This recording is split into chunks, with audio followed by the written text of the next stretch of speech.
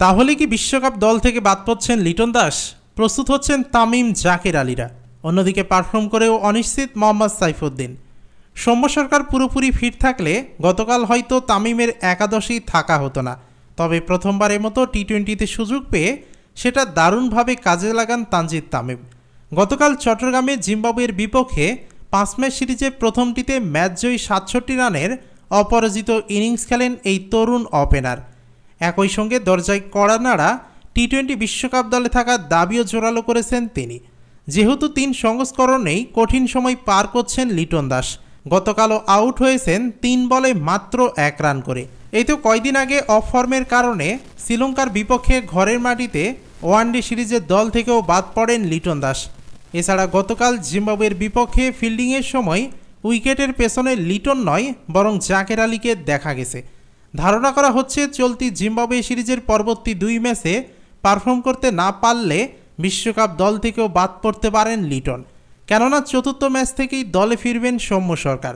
সেক্ষেত্রে প্রথম পছন্দ হবে সৌম্য তামিম ওপেনিং জুটি। তবে শেষ পর্যন্ত পারফর্ম না করেও বিশ্বকাপ দলে থাকলেও একাদশে জায়গা হারাতে পারে লিটন দাস। আবার জিম্বাবুয়ের বিপক্ষে পরবর্তী 2 ম্যাচে পারফর্ম করে লিটন দাস বিশ্বকাপের দলে থাকলেও আরেক বিকল্প ওপেনার হিসেবে বিশ্বকাপে দলে থাকার সম্ভাবনা রয়েছে তানজিদ তামিমের। তবে এখনই বিশ্বকাপ নিয়ে ভাবছেন না বলে জানিয়েছেন তানজিদ তামিম। টি স্পোর্টসের সঙ্গে গতকাল আলাপকালে তানজিদ তামিম বলেন, সামনে বিশ্বকাপ না কি আছে তা নিয়ে চিন্তা করছি না, সবসময় বর্তমানে থাকার চেষ্টা করি। আমি শুধু আমার স্বাভাবিক ব্যাটিংটাই করেছি, আমি আমার স্বাভাবিক খেলাটা খেলেছি। আমি সাধারণত যে জায়গায় বল পেলে শট খেলি ঠিক তাই করেছি, ইতিবাচক থাকার চেষ্টা করি।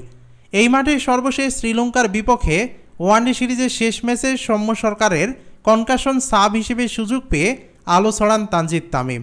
সর্বশেষ বিপিএলে এই মাঠেই দুর্দান্ত সেঞ্চুরিও করেন তিনি। তবে চট্টগ্রামের জহুর আহমেদ চৌধুরী স্টেডিয়াম নিয়ে তানজিদ তামিমের মনে বিশেষ কিছু কাজ করে না। তানজিদ তামিম বলেন, সেরকম নয়, যে কোনো মাঠে ভালো খেললেই সেটা বিশেষ হয়ে যায়, তাই আমি সেভাবে চিন্তা করি না।